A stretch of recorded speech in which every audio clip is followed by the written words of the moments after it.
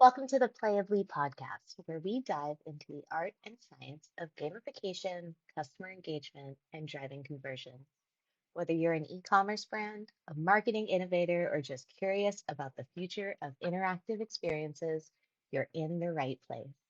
At Playably, we specialize in turning passive audiences into active customers through shoppable games and playable experiences that transform how brands connect with their customers. Thanks for listening. Welcome back to the Playably Podcast. Joining me is Angelo, our co-founder here at Playably. Welcome, Angelo. Thanks for having me back on the pod. So today we are talking about Shopify brands and Shopify stores and the proliferation of them. For me personally, this really came up because I was shopping for candy that's not bad for you.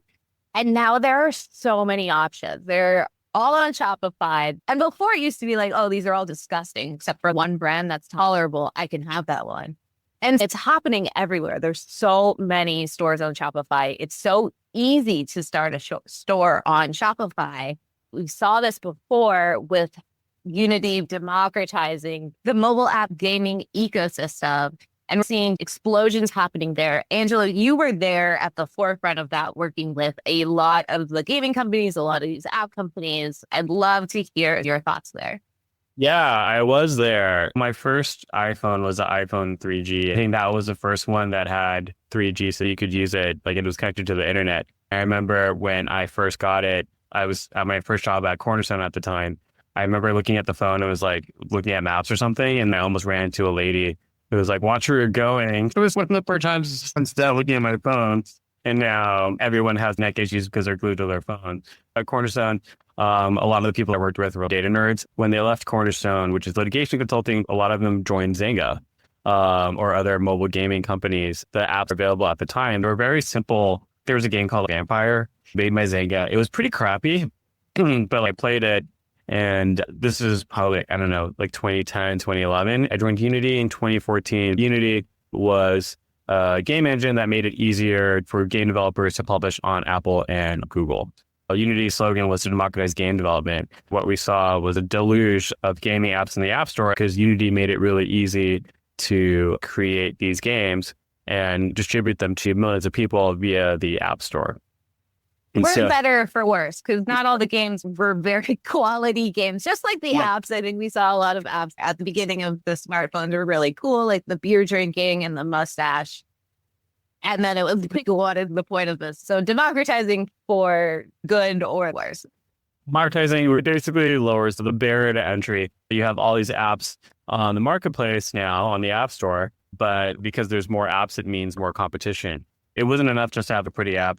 Game developers had to invest heavily in the onboarding, on the user experience to ensure that if they're downloaded amidst a competition, they were able to keep the person engaged, pass the tutorial, and keep playing. If you're able to get someone to stay and keep coming back multiple days, they're more likely to spend. It's still true for a bunch of free-to-play games.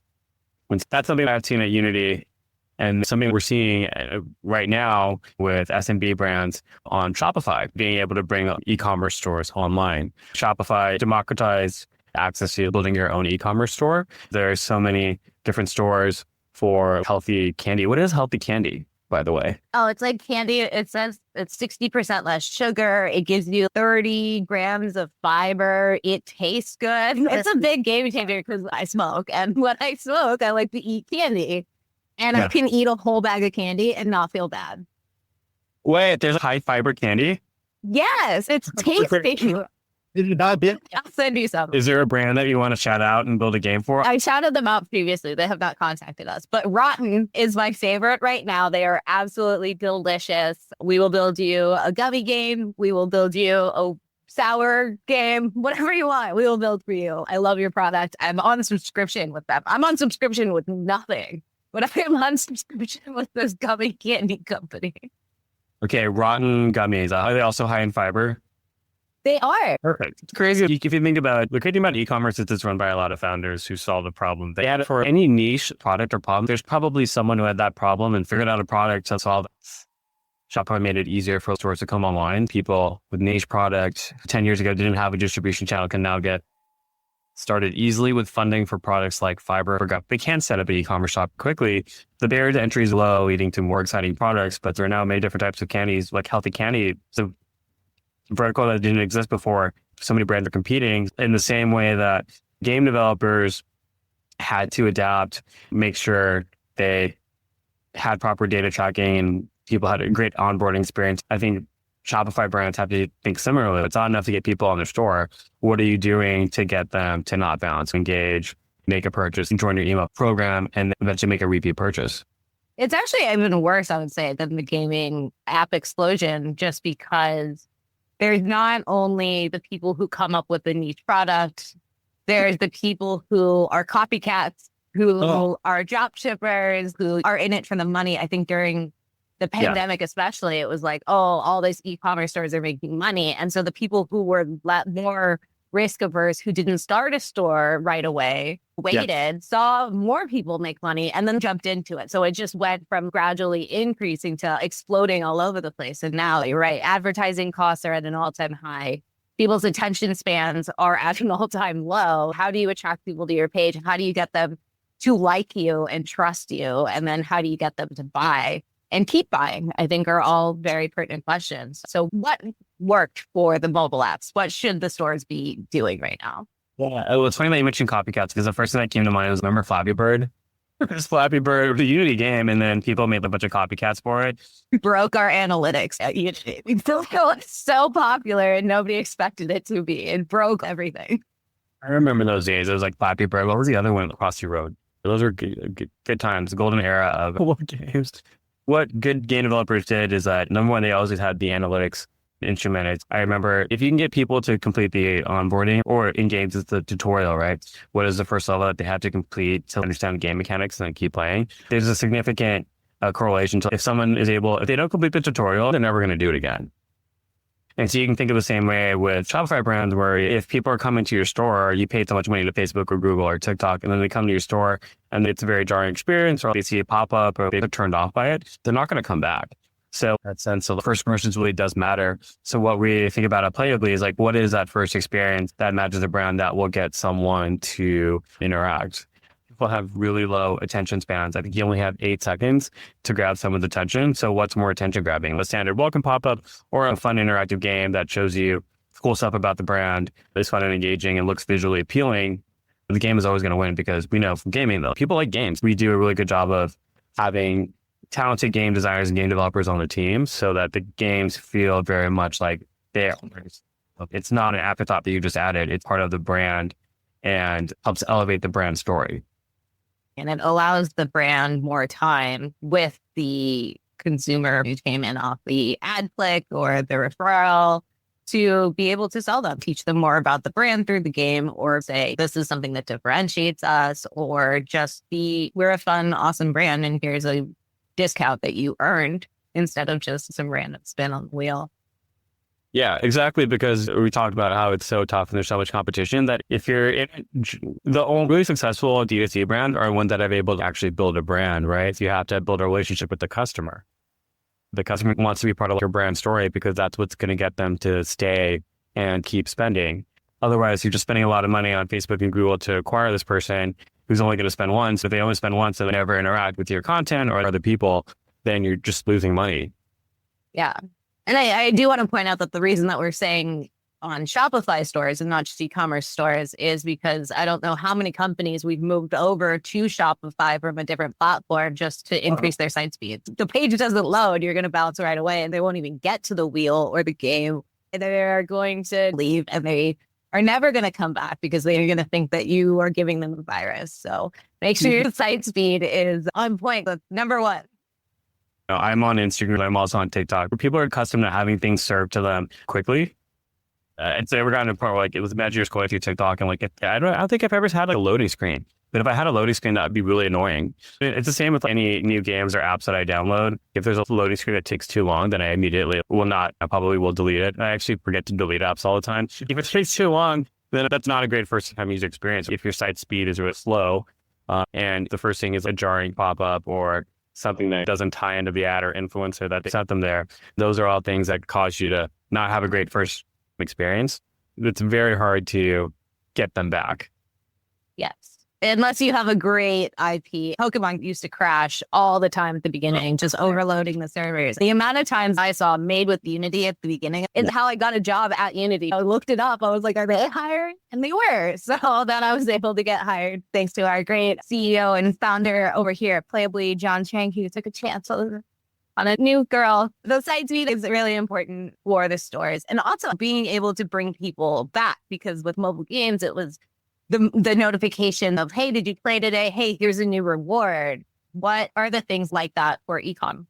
Yeah, it's a little bit harder in e-com because with the app, if you enable push notifications, there's a way for the app to contact you and get you to come back. And then actually apps, especially gaming apps, do a great job with having streaks, right? So there's different rewards that you get, especially if you log in every day. Because the name of the game is retention. I just had a LinkedIn post about your sticky ratio, which is a percentage of users that are coming back on a daily, weekly, or monthly basis. And so it's easier in games and mobile apps because you have that push notification, assuming the user allows it, they can get notified and you can take it back to the app. For Shopify brands or e-commerce, it's a lot harder. That's why it's really important that you're in that first touch, that first experience, you're able to get either the SMS or their email. So you're able to reach out through your lifecycle marketing. That's so true. I had an abandoned cart from Rotten and they sent me a text like, hey, your cart is abandoned. I didn't buy it. They sent me again, hey, your cart is abandoned. Here's an extra 20% off or 30% off. And I was like, oh, shoot, I'll just buy it. They actually had a thing where it was like, just say yes, text message, and it'll process the checkout for you and we'll use the cart on file and everything. There's no friction. It's super easy. I am a discount shopper, so give me a discount and I'll buy it. I will always buy it. Knowing that your audience is being able to serve them the right reward, a breadcrumb to bring them back to your site or make that purchase is what's so important.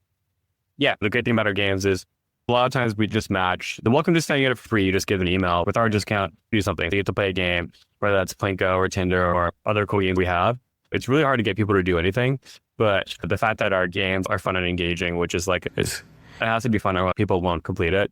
But if they game, our games are also designed with what is the data that the brand wants to collect. There's ways that we could evaluate, like, okay, Kajal likes these type of gummies. She's a discount shopper.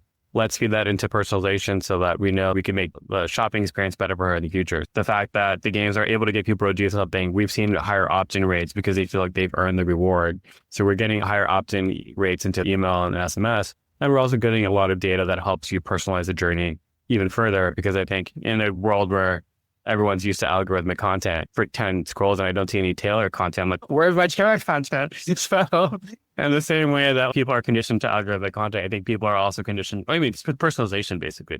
So the cool thing that our games do is they help you collect the data that powers the personalization. Plus, I feel so much better about giving my email when I earned a discount. It's, I earned this. I want to definitely make sure my discount is sent to me. And I feel good because I won and I'm a person who likes to win. That gives me my little hit of serotonin. And I already have a positive experience with the brand. I'm getting this discount, which is the same discount that people are normally offering, but it means more to me. Therefore, I think I'm more apt to use it psychologically. I believe that's true. Oh, yeah, it's true. In games, we talk about how games are like behavioral economics, but it's psychology. If you ask someone to do something, when they do it, it's like having skin in the game. I think there's a dating analogy. When you're dating someone, if you ask someone to do something and then they do it, they like you more. Oh, yeah. I've been a lot of dates, but I'm pretty sure this is a thing where you ask someone to do something like, help me repot some of my plans, they like you more out of it. So I think there's something also with games where like, yeah, we're asking you to do something. Maybe that's why it works, because if they do something and have an enjoyable experience doing it, then that's why they fall in love with you. If you could just give one piece of advice to people coming out of this podcast, this notion of learning from the mobile game explosion, what would it be? Check out our Shopify app because we have games that help you engage your customers, make that purchase touch more exciting, and collect critical data for personalization. The Playably app is here. You can put in your own branding, your own colors, get a game on your site live super fast in minutes and get the gamification going. Thanks, Angelo, for joining. And this is the Playably Podcast. Stay tuned for the next episode. Thanks for tuning in to the Playably Podcast. Ready to engage your customers like never before? Playably creates branded, shoppable games that drive results. Don't forget, mention the podcast during your free demo and get $500 off. Learn more at playably.ai.